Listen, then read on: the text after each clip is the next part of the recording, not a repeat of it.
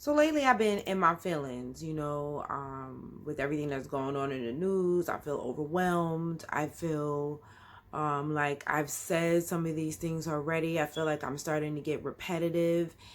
And I feel like the ancestors are like letting me know that when you teach, teaching is repetitive. So I'm not used to being repetitive. So I saw this Instagram thread of it started off with a nurse making fun of the way black women react to pain, and she called it faking. And it reminded me of a video that I posted a while back. Here you go.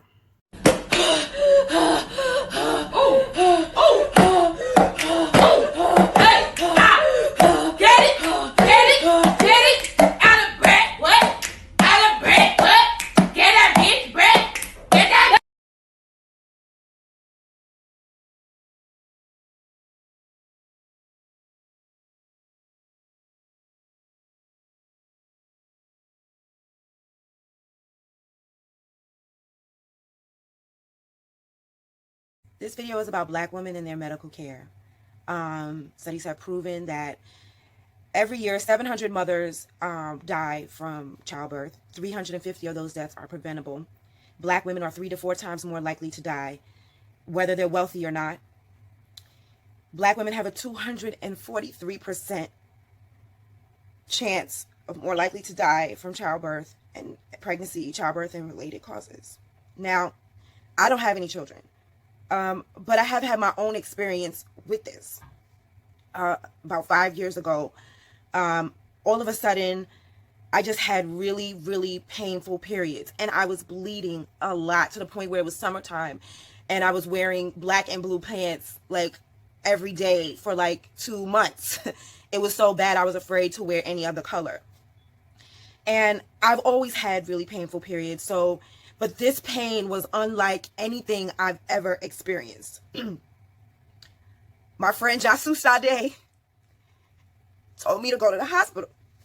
I had already been to the doctor. They had put me, also full disclosure, I had been on Depo-Provera, which is a birth control, the injectable birth control, for years, almost a decade by then.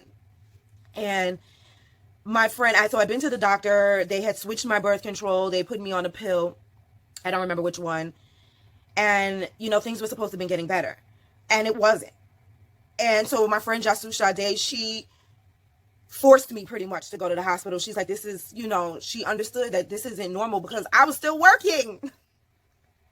Y'all don't be, I'm a hustler. I was still working. And I went to the emergency room.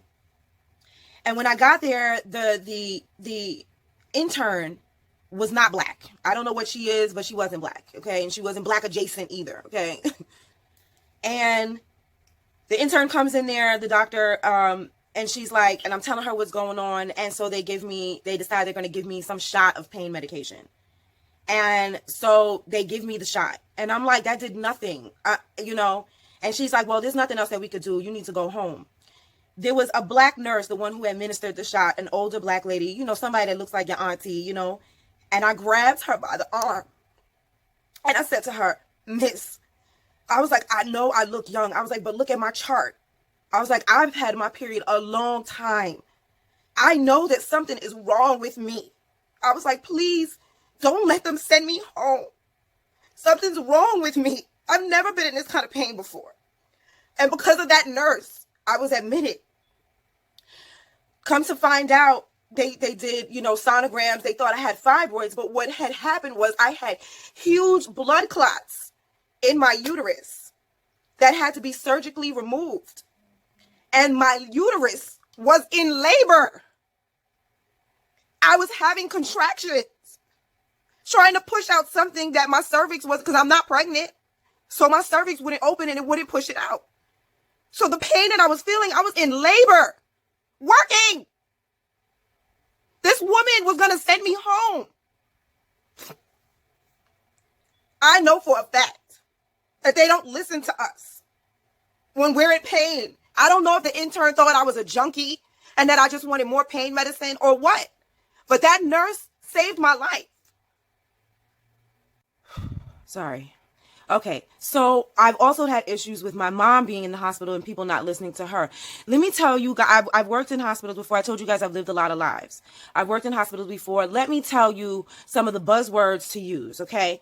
You start calling the head nurse. You want to speak to the head nurse, the head doctor. Call your insurance company. If you have insurance, you call your insurance company. When my mother was in the hospital and they ignored her, I called everybody. You start going to the top. Don't start just trying to appeal to the people who are ignoring you. You start making noise and you start going to the top of these hospitals. Because once you're in the emergency room, people are like, oh, that's why you needed a second opinion. You're in the emergency room. You can't wait for a second opinion. You start making phone calls on your cell phone. You start calling everybody. Go to the top. Okay? And you start making phone calls. And start using that you have a lawyer, okay? Start letting people know that you have a lawyer. Even if you don't, you can find one. And you start making noise because they will not listen to you. This on the video I'm about to show you, that man was Judge Lynn Toller from Divorce Code. That's her son. That was her daughter-in-law. So whether you got money or you know people, it doesn't matter. You start calling the head people at the hospital. And that's how I was able to save my mom, you know, and that's the only thing that I can, like, just don't sit there. Start making noise, calling people, telling people. Okay, now watch the rest of the video.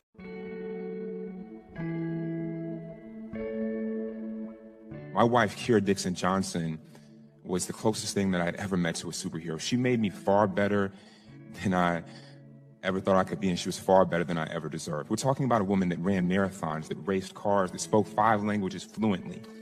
So we were blessed to welcome our first son, Charles, on September 18th of 2014.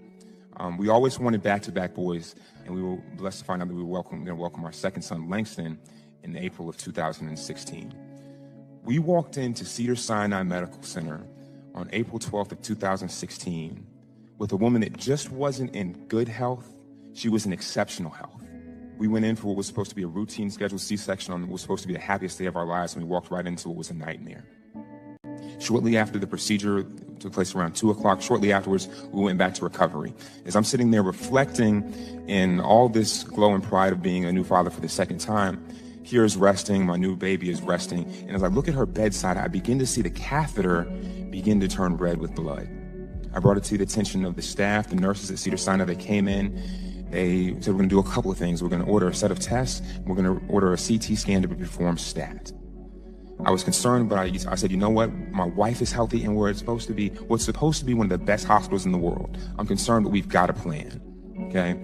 Blood work comes back. It's showing that it's abnormal, and she's hemorrhaging. And they ordered a CT scan that was supposed to be performed stat. Keep in mind, this is around 4 o'clock. 5 o'clock comes, no CT scan. Her blood levels are continuing to drop. By this time, she's beginning to shiver uncontrollably. 6 o'clock, no CT scan. She's beginning to become pale. She's in extreme pain. 7 o'clock comes, 8 o'clock comes, no CT scan. I'm begging, I'm pleading the staff to do something. And around 9 o'clock, as I continue to plead for my wife's life, the staff at Cedars-Sinai Medical Center tells me, sir, your wife just isn't a priority right now. 8 o'clock comes, 9 o'clock, 10 o'clock. They said, well, we need to do a blood transfusion. I'm saying, well, where is the CT scan? It wasn't until after midnight that they finally took my wife back to surgery. After I begged and pleaded for them to take action for more than 10 hours. When they took Kira back to surgery, they opened her up and there were 3.5 liters of blood in her abdomen. And she coded immediately. Now I'm here to tell you this. I'm not here to tell you what I think. I'm here to tell you what I know. There are, as we speak, 20 Republican attorneys general that are attempting to repeal the Affordable Care Act in our court system, after most of my Republican colleagues have voted to do the very same thing more times than I can count. So let's remember, 9.5 million. That is the number of previously uninsured women that gained health care coverage, including maternity care, which is an essential health benefit, under the Affordable Care Act. Coverage for women of color grew at more than twice the rate of women overall in 2013 to 2015. So to have a conversation about maternal mortality at a time when our Republican colleagues are using every tool in the book to roll back access to guaranteed maternal care and maternal coverage is a bit much. Her intrathoracic pressure increase is collapsing the artery and she's having cardiac issues. And he said, well, send her to my outpatient clinic. I said, this woman will never show up to your outpatient clinic. I know this woman, I've known her for 5 years, she'll never show up. She's here in the hospital, she's gonna be here for a couple of days with back pain, let's just do a cath. And he refused to do the cath, and so finally said, you know, I don't want this woman to become a statistic that black women get worse medical care around heart attacks than everybody else because the medical institution doesn't listen to them. And he said, are you calling me a racist? And I said, well, well, I think our system is racist, and we're all participants in the system, and I'm trying to check myself. And I had to check myself and actually go, she's training chest pain, get an EKG. Like, that's what you're trained to do. Why wasn't I doing it? Starting to unlearn our own implicit biases that we've been raised with in this society and challenge yourself with each patient encounter. Now I just challenge myself when I'm looking at Black, Indigenous, Latino person, I challenge myself, okay, what am I not seeing? What am I not asking? Because I'm a part of the system. And through that own self-inquiry and examination, I also now start, talking with my colleagues. Look what I missed. If you're a woman of color in this country, especially if you're Black, your odds of dying in childbirth are 3 to 4 times higher on average in our country. Why? Because you're not talking about access to healthcare. You're not talking about money or education. No, and this is going to be hard to hear.